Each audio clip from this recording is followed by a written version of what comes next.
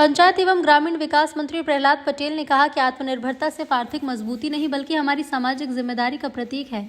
आज के समय में लोग इसे केवल आर्थिक दृष्टिकोण से देखते हैं, कितना पैसा कमाया, संपत्ति बनाई, लेकिन सच्ची आत्मनिर्भरता का अर्थ केवल वित्तीय स्वतंत्रता नहीं, ये उस सामूहिक शक्ति में निहित है जो एक समाज के सदस्य को जोड़ती है और अपने कर्तव्य और जिम्मेदारों के प्रति सजग बनाती है।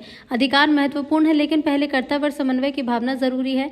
जब हम अपने अधिकार के साथ समाज और समुदाय के प्रति जिम्मेदारी समझते हैं, तब हम सशक्त और संतुलित समाज का निर्माण कर सकते हैं। गांव की आत्मनिर्भरता इसी से जुड़ी है। यदि हम सब मिलकर नई चुनौतियों का सामना करेंगे, स्थानीय संसाधनों का सदुपयोग करेंगे और सहयोग की भावना को बढ़ावा देंगे, तभी गांव न केवल आर्थिक रूप से बल्कि सामाजिक और पर्यावरणीय दृष्टि से भी सशक्त बनेगा। मेरी पहली प्रार्थना ये है कि हम सब इसमें चर्चा में भाग ले। पिछली बार हमने समूह की बैठक की थी, इस बार ये सदन ही सारे विषयों को सीधे सुनेगा और बोलेगा। फॉर्मेट भी ये बदला है कि अब मंत्री पहले नहीं बोलेगा, पहले आप बोलेंगे, मंत्री उसको समाधान के तौर पर कुछ कह सकता है तो वो कहेगा।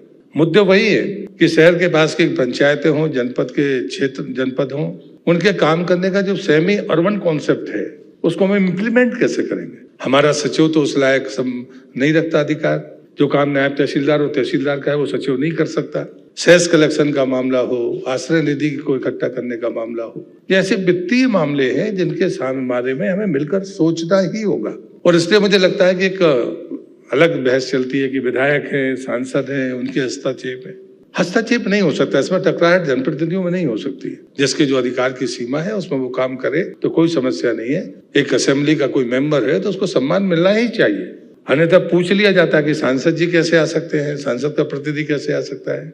हमारे पास में अगर सदन में वो अधिकार हैं तो यदि कोई जनप्रतिनिधि आता है तो उसे तो सम्मान मिलना ही चाहिए। अंत में मैं ये बात कहूंगा कि जो आत्मनिर्भरता की मैं विचार रखता हूं, और भारतीय जनता पार्टी ने अभी आत्मनिर्भर भारत को लेकर पूरे देश में जागरण शुरू किया।